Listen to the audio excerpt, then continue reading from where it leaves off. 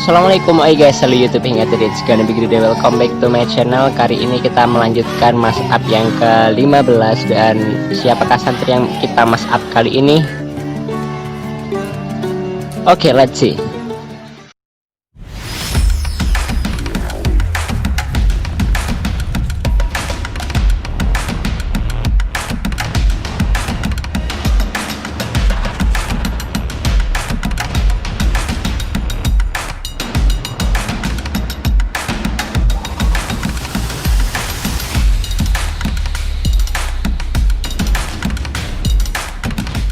Sebelumnya kita telah update mass up yang ke-14 dengan genre set story. Kali ini saya berusaha untuk tidak terbawa suasana lagi. Dan karena santri yang kita mass up kali ini adalah Mr.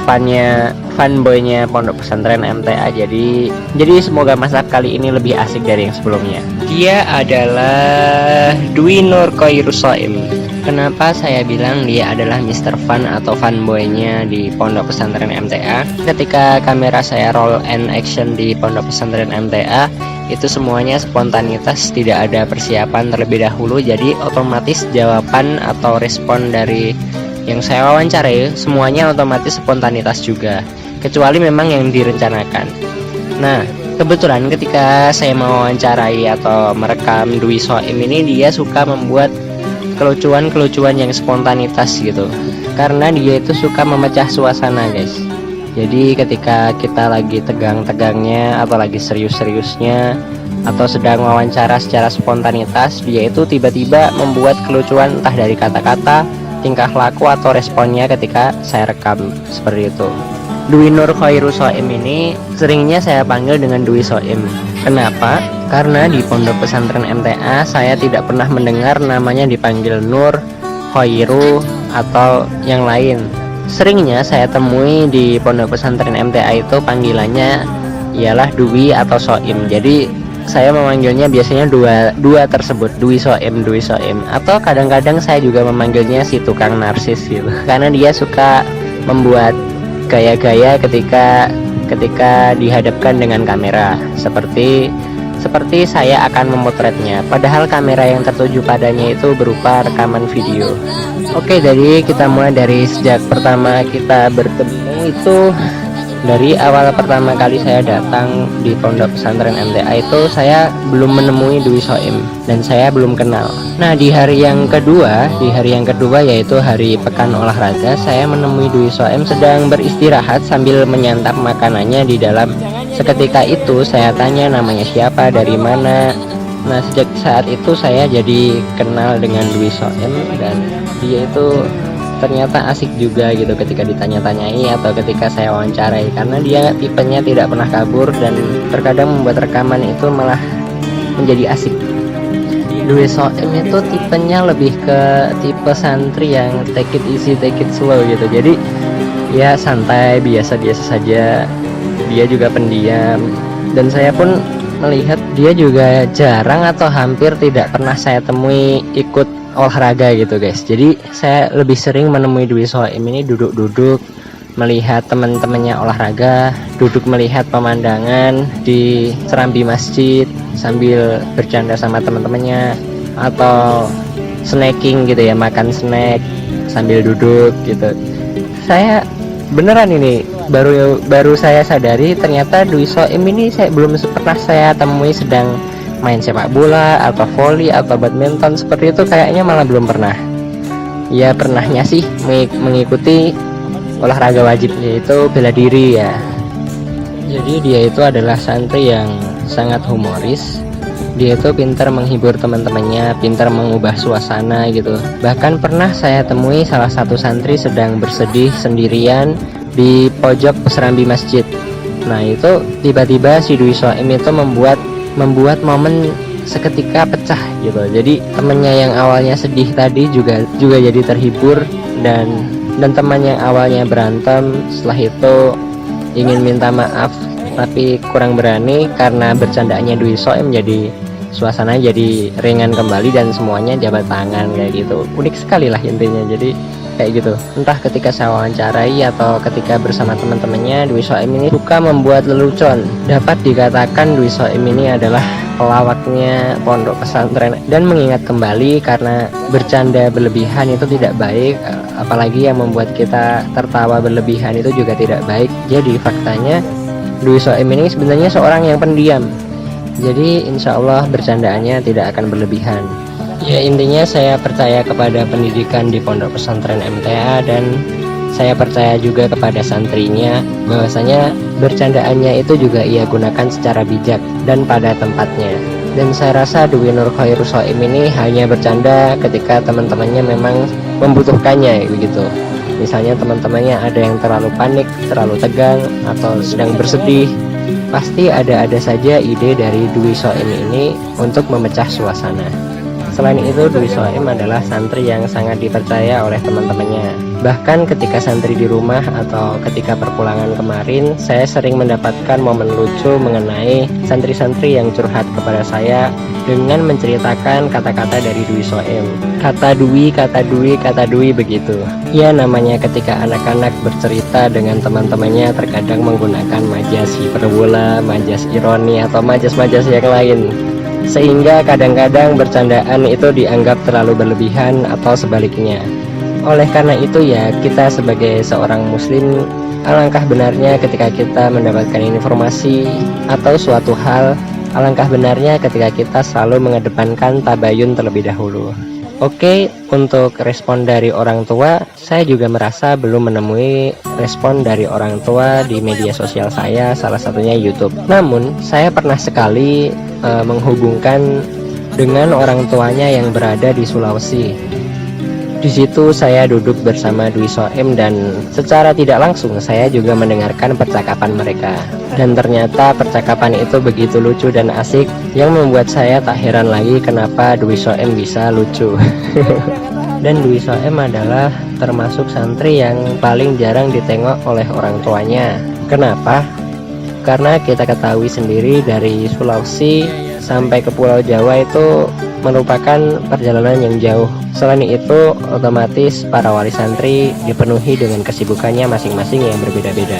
Seperti keputusan Pondok Pesantren MTA saat ini sangatlah bagus, yang menyiarkan untuk tidak sering-sering mudif atau menengok santri. Saya rasa keputusan ini sangatlah adil dan sangatlah bagus. Pasalnya, saya sendiri juga terkadang kasihan dengan santri-santri yang dari jauh, jarang ditengok oleh orang tua, jarang dijenguk oleh orang tua mereka, sedangkan santri-santri yang berada di sekitar atau dapat dikatakan dari dekat itu sering ditengok. Rasanya hati saya juga sedikit merasa kurang nyaman ketika mengetahui santri-santri yang hampir tidak pernah ditengok oleh orang tuanya seperti Dwi Soim menyaksikan santri-santri yang sering sekali ditengok oleh orang tuanya karena orang tuanya berasal dari sekitar saja atau berasal dari dekat.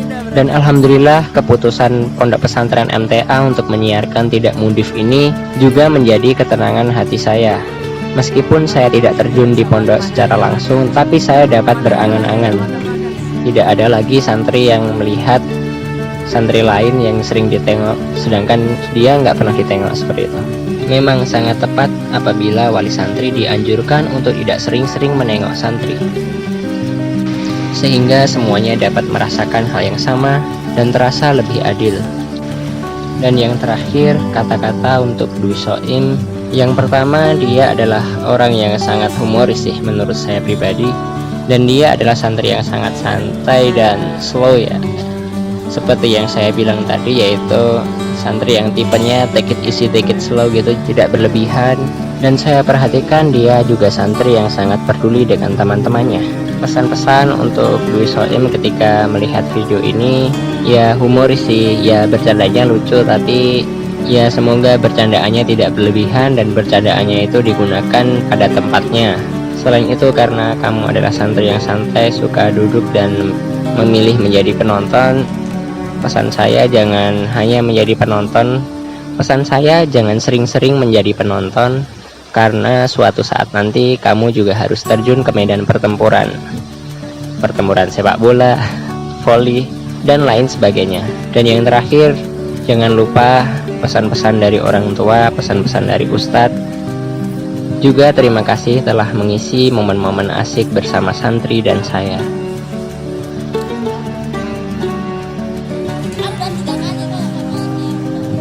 Oke, finally saya rasa cukup. Bila ada salah kata maupun tingkah laku yang kurang berkenan dari saya mohon maaf setulus-tulusnya. I hope see you soon on the next Masap video. Don't go anywhere and stay tuned on my channel. Goodbye. Assalamualaikum warahmatullahi wabarakatuh.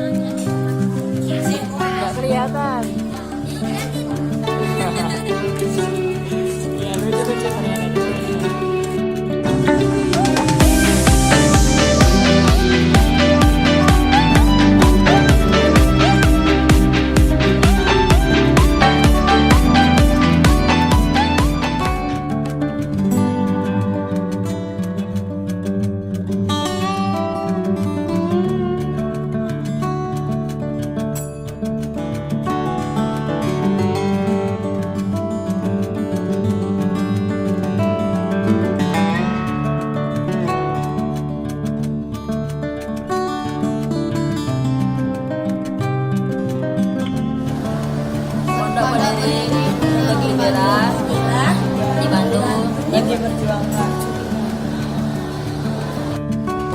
Ya, ini bagian OPPM yang belum. Thomas, bagian apa? Bahasa Arabnya tadi apa? Kasyaf.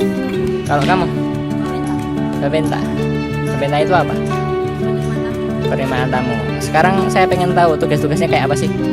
Kalau dari bagian pramuka.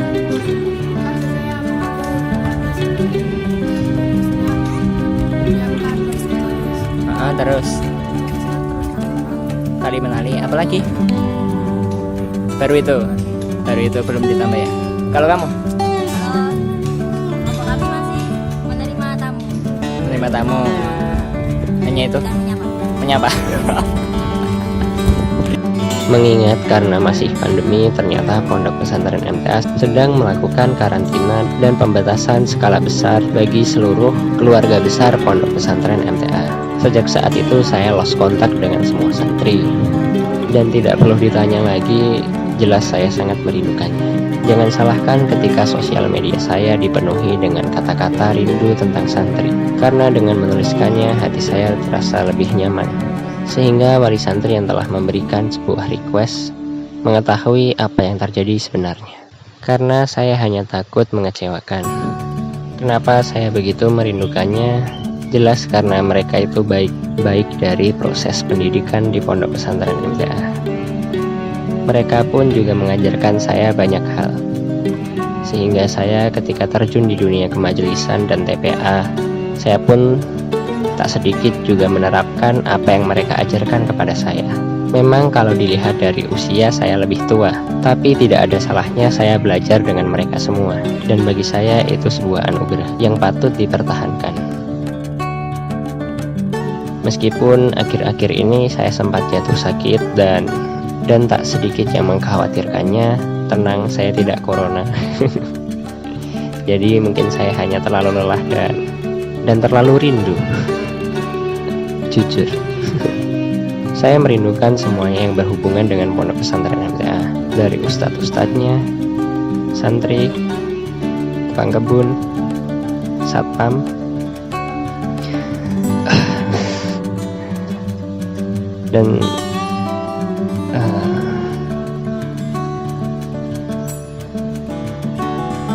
dan semuanya.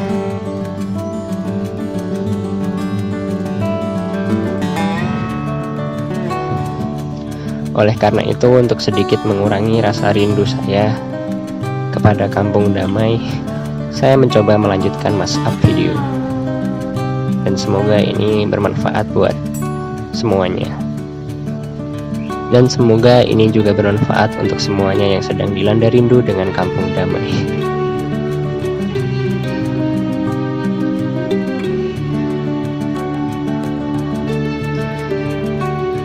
Saya rasa cukup. Sekian, bila ada salah kata maupun tingkah laku yang kurang berkenan dari saya mohon maaf setulus-tulusnya. Assalamualaikum warahmatullahi wabarakatuh.